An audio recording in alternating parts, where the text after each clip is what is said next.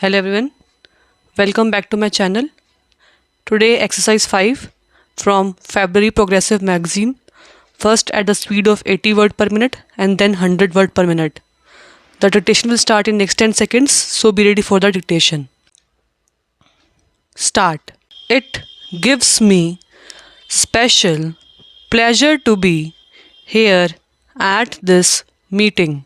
I must say that I was very much attracted by the name of this organization when I first heard of it because it is something which at this moment of our development we are very much in need of. Enterprise is perhaps the greatest of our national needs. Enterprise in agriculture, in industry, in science, and even in matters of civic initiative in combating social evils such as communal friction and other types of frictions and tensions which arise from time to time, which threaten our unity, which threaten our progress, sometimes threaten even our very survival. This is hardly the place to dwell on some of these tensions, although they have a very vital bearing on the progress of our industry.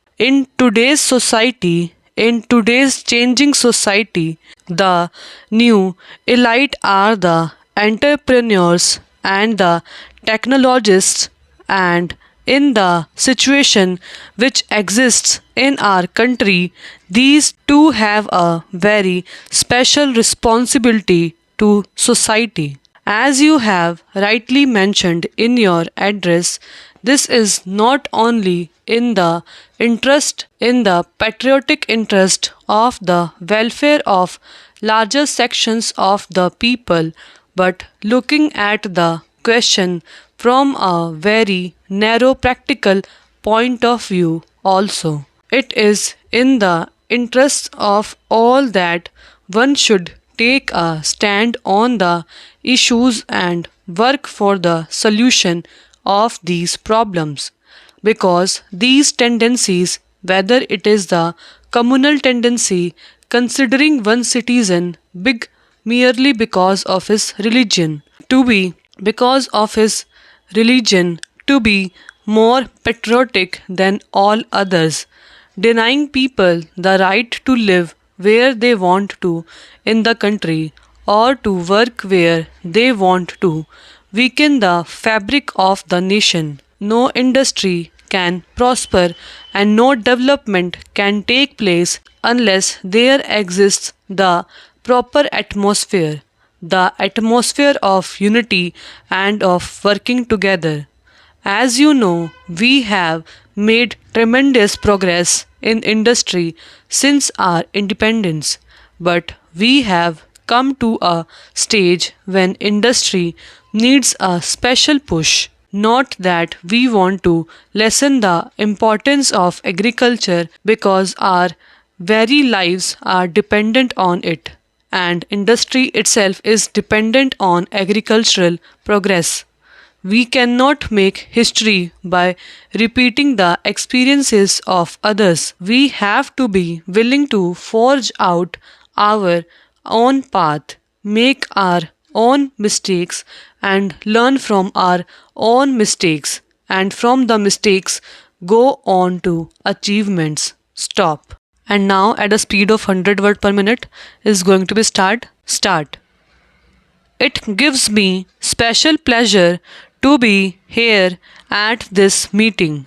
I must say that I was very much attracted by the name of this organization when I first heard of it because it is something which at this moment of our development we are very much in need of. Enterprise is perhaps the greatest of our national needs.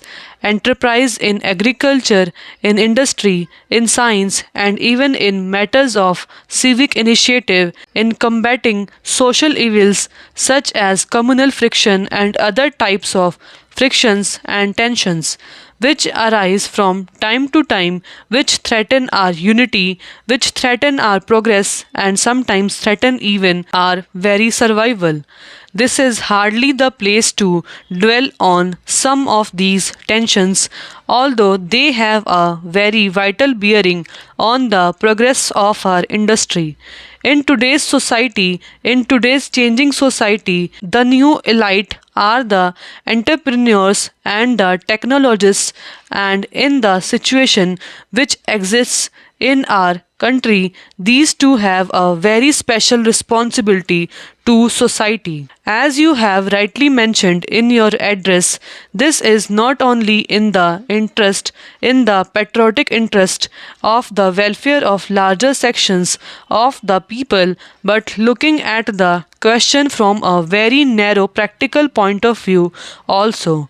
It is in the interest of all that one should take a stand on the issues and work for the solution of these problems, because these tendencies, whether it is the communal tendency considering one citizen big merely because of his religion to be more patriotic than all others, denying people the right to live where they want to in the country or to work where they want to, weaken the fabric of the nation. No industry can prosper and no development can take place unless there exists the proper atmosphere, the atmosphere of unity and of working together. As you know, we have made tremendous progress in industry since our independence, but we have come to a stage when industry needs a special push. Not that we want to lessen the importance of agriculture, because our very lives are dependent on it, and industry itself is dependent on agricultural progress. We cannot make history by repeating the experiences of others. We have to be willing to forge out our own path, make our own mistakes, and learn from our own mistakes. And from the mistakes, go on to achievements. Stop.